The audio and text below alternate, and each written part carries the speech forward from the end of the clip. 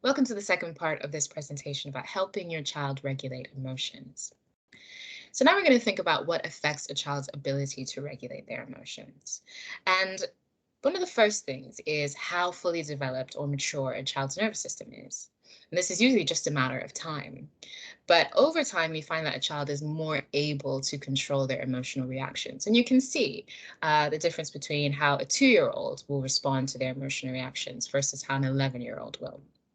Secondly, we know that a child's unique temperament is going to affect their ability to manage their emotions. And we can see that two children who have different personalities, different temperaments, they're going to respond to emotional reactions in different ways. They're going to be able to manage those emotions in different ways.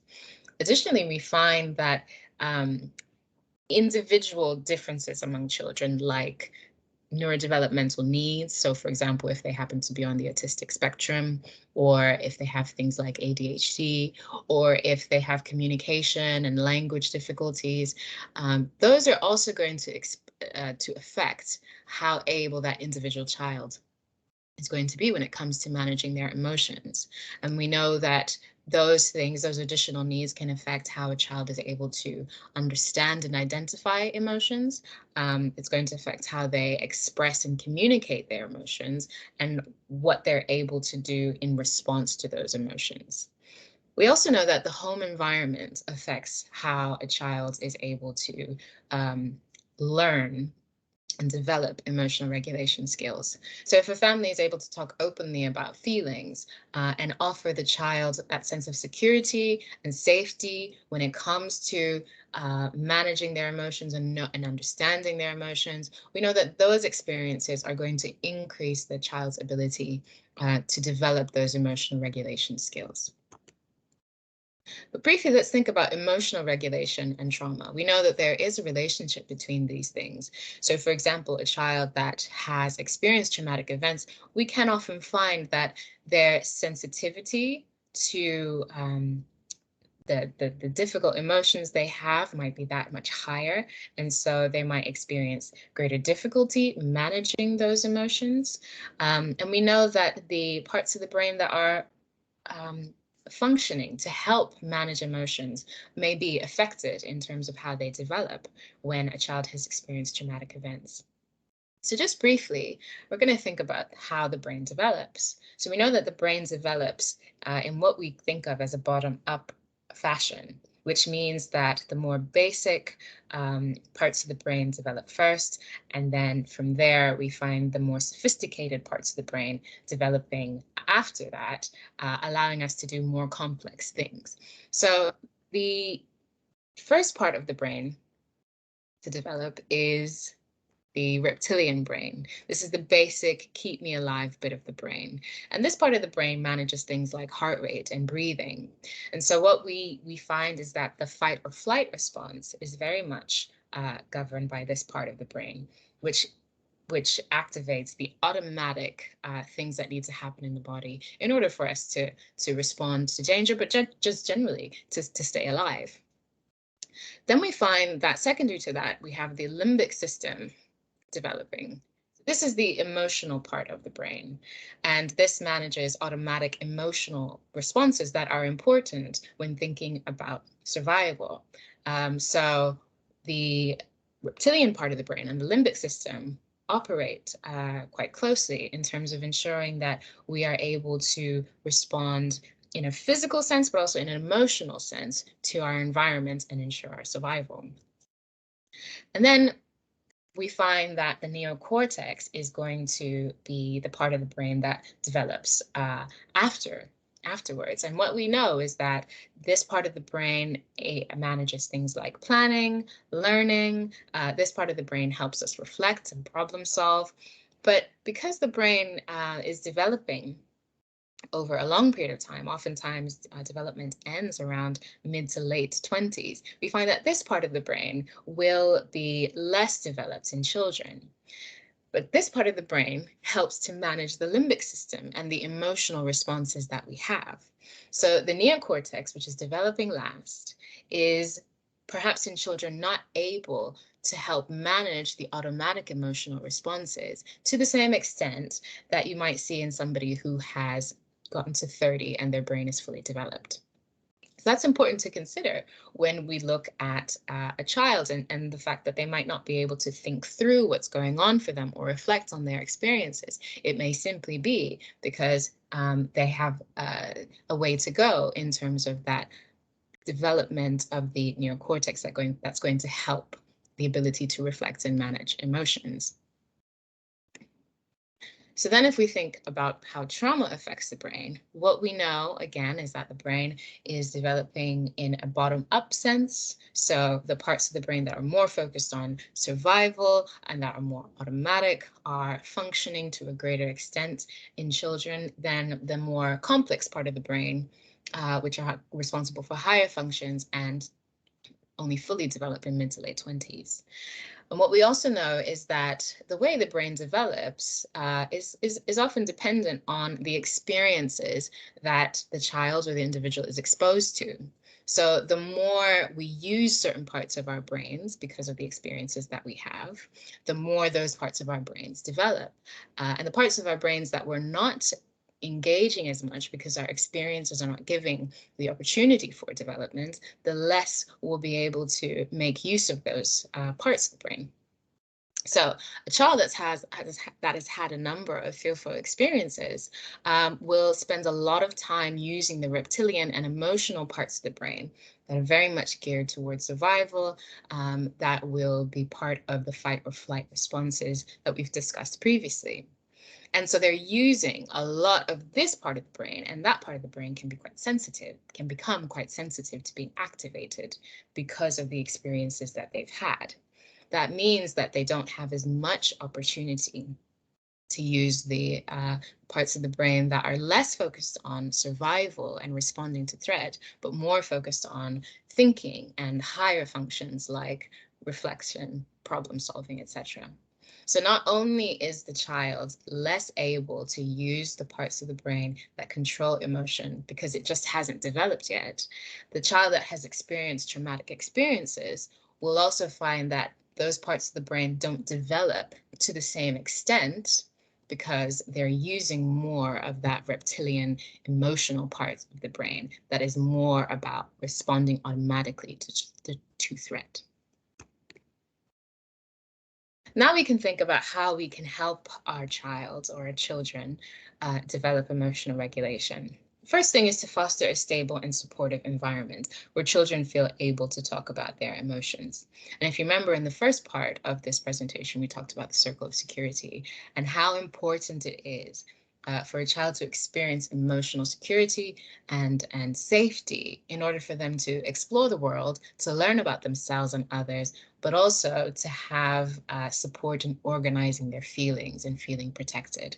So if we can offer that sense of stability and support, we are increasing a child's ability to regulate their own emotions.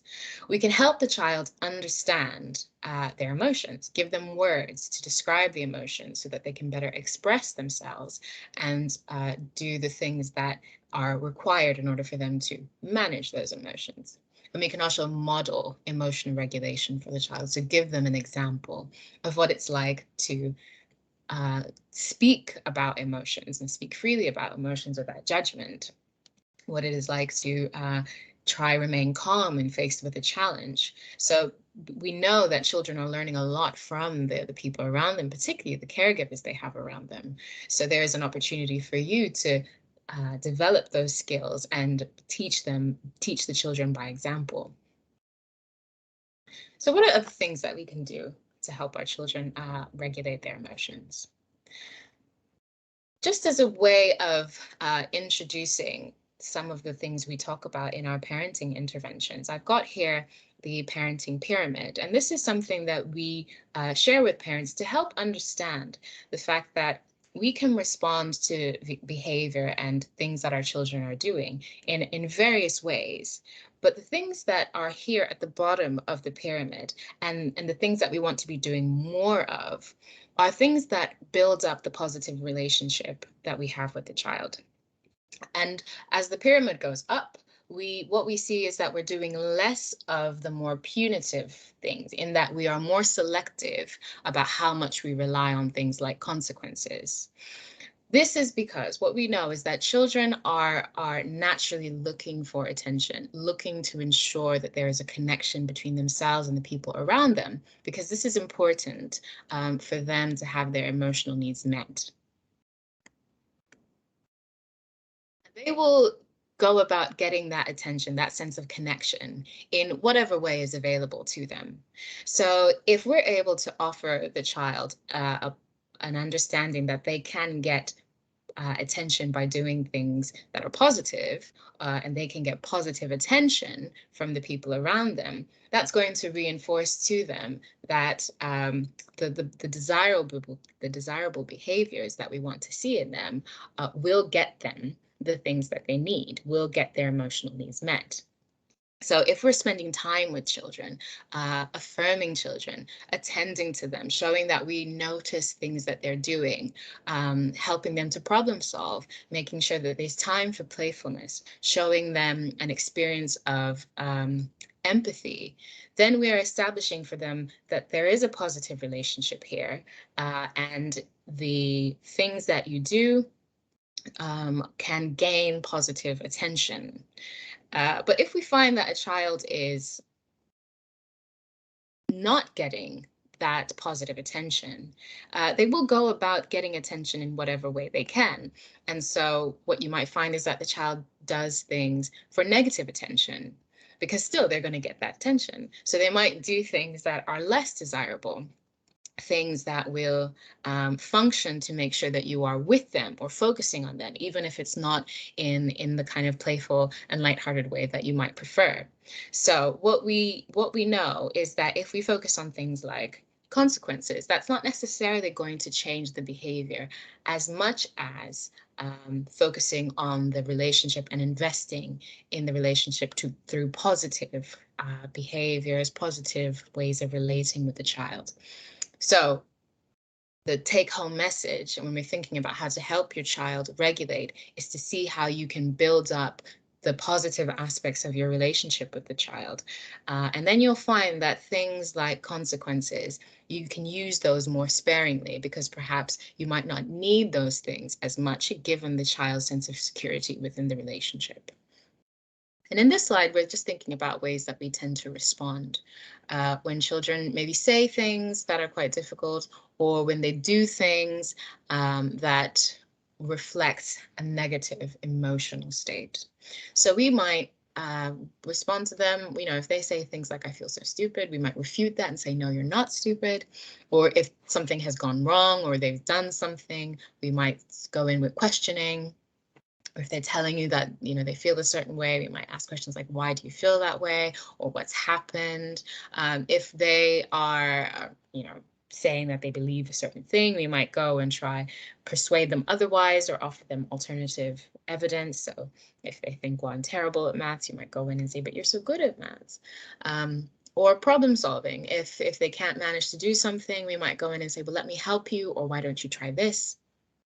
But what we would suggest instead is to take a validating position where we are paying attention to what the child is expressing through the things that they're saying in terms of what they're expressing of their emotional needs.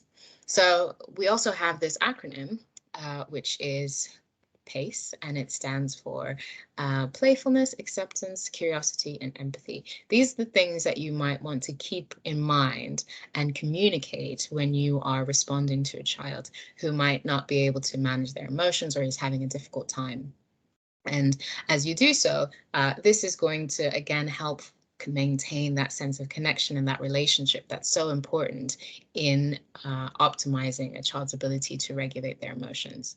So in terms of playfulness, where appropriate, engage the child in a lighthearted and relaxing way. Ensure that they have that sense of connection, that they feel encouraged, and that there's even an opportunity for fun with you. Offer them an experience of acceptance, so accepting the child's experiences and thoughts, and showing them that you're not judging them and their experiences, but in fact you can understand, and you're not trying to change how they feel per se, but at this point accepting. And then take a stance of curiosity. So if you find that a child is sort of behaving a certain way, and this is reflective of some sort of emotion, but they're not able to tell you what it is they might be feeling, you might wonder aloud. So I wonder if you're feeling anxious about the fact that you've got this exam coming up tomorrow, and maybe that's why you're a bit more irritable. So giving them a bit of language to help them put into words what they're feeling, but also showing them that you're interested, that you are paying attention to them, is going to be a helpful thing for the child. And this is a useful thing to do, to remain curious rather than to go into problem solving, which can often be what we want to do when we see that our children, the people that we care for, are having a hard time. And the other thing is to remain empathetic, to be able to sit with a child as they're experiencing their distress and be open to that distress, and to ensure that, again, they feel that sense of connection, they feel understood, rather than going immediately for problem solving. So again, this is an acronym that just describes some of the things you might keep in mind, or the things you might want to communicate and offer the child: a sense of playfulness, acceptance, curiosity, and empathy. Another thing just to consider is where and when to intervene. So it's useful to think about what the child might be experiencing in their body. And that might tell you something about their arousal state, if they are in flight or fight mode, and if perhaps trying to have a conversation about things is not going to be as helpful. And if we know, for example, that a child tends to get headaches or stomach aches when they are anxious, when they're telling you, I have a headache, or that sort of thing, you will probably have a sense that, okay, maybe this is more about anxiety, because of how anxiety tends to affect their body. Help the child notice and label their emotions. So you might say things to them: I can see that you're feeling frustrated. Again, giving them those words and looking beyond their behaviors to see what the emotion might be, so that they themselves are able to develop that skill of understanding their emotions. Again, trying to go into the kind of conversations and talking things through when they're in that heightened state is going to be quite difficult. And also looking for apologies at that point, yeah, might prove to be a bit futile when the child is in that heightened state. So what you want to do instead is focus on how the emotions are affecting their body, how we get those emotions to kind of come down, that arousal state to come down, so that at some point when everybody's calm, it's then possible to reflect and process and problem solve. And this is something that, has been communicated already, but it's important to be curious. So if we're able to be curious about behavior, we might let go of that need to change the behavior, and we focus more on what the behavior is telling us about the emotions. And if we try to gain apologies from the child and that sort of thing, we might not get what we're looking for, but it's useful to remember that actually the child already feels bad oftentimes about what's happened. So instead of thinking more so about the behavior and what needs to happen because of the behavior, you might want to then first help the child regulate, find a place of calm, and also feel that sense of connection and being cared for. So that doesn't mean to let go of the need to discipline and let the child know that there are certain boundaries, but it is about prioritizing that relationship that's going to be most important where it comes to emotional regulation. And then when the child has calmed down and things are a bit calmer, that could be the time to have the conversations about what happened and what might need to happen. And we would encourage doing so with kindness and a sense of curiosity, thinking about that PACE acronym, acceptance, empathy, so that, again, that relationship feels like it's intact. And we find that these are the kinds of things that can change behavior over time. The emphasis on the positive aspects of the relationship, and the idea that you are there to support them with the difficult things that they feel, and that they themselves are not bad, but we can always change some of the things that the emotions might cause them to do. Again, just a way to summarize everything we said. Focus on regulation first, how to bring down the arousal state so that they're just right rather than running too high or too low. And keeping in mind the fight or flight response is helpful in this. But once we've managed to regulate, then it's important to think about the relationship and how to ensure the child feels connected, and how you might be able to stay attuned and sensitive towards the child's needs. And once that's helped to bring the situation down and sort of maintain this sense of connection, it's then possible to reason. And when the child is less sort of within that reptilian part of the brain where they're just operating automatically, they're in that higher part of the brain and able to think things through, and you can have more of a discussion and think about problem solving or what needs to happen next or the natural consequences that might come from what might have happened before.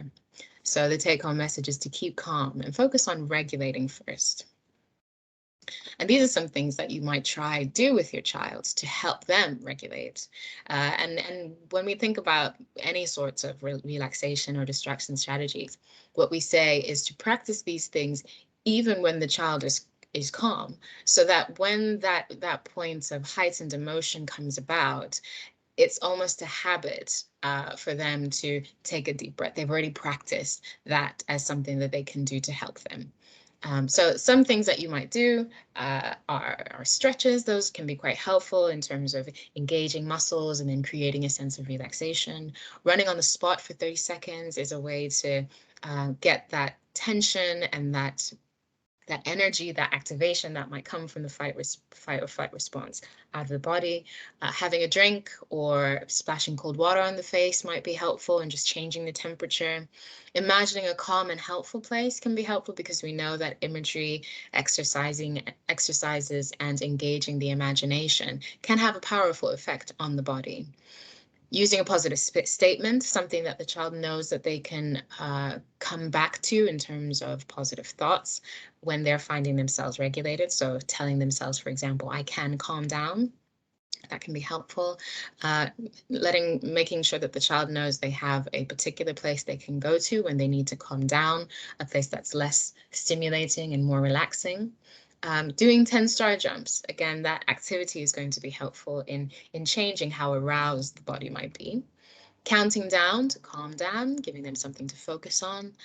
Painting or drawing, another sort of helpful, expressive and distraction technique. Writing things down. So again, that's going to activate their ability to put their emotions into words and express themselves. Reading a book, something to focus on, and taking 5 deep breaths. Deep breathing can always be very helpful in just helping to regulate the body and that fight or flight response. So those are some things that you might be able to think through with your child when they're calm, to think, well, when you do get more anxious, when you start to find that emotions are more difficult to manage, what are your go-to strategies that you're going to use just to help bring down that arousal state and manage the fight or flight response that's come about? Because again, what we know is that if you can help regulate the body and the emotions associated, then it's possible to think through what needs to happen. And that is the end of the presentation. Thank you for your attention.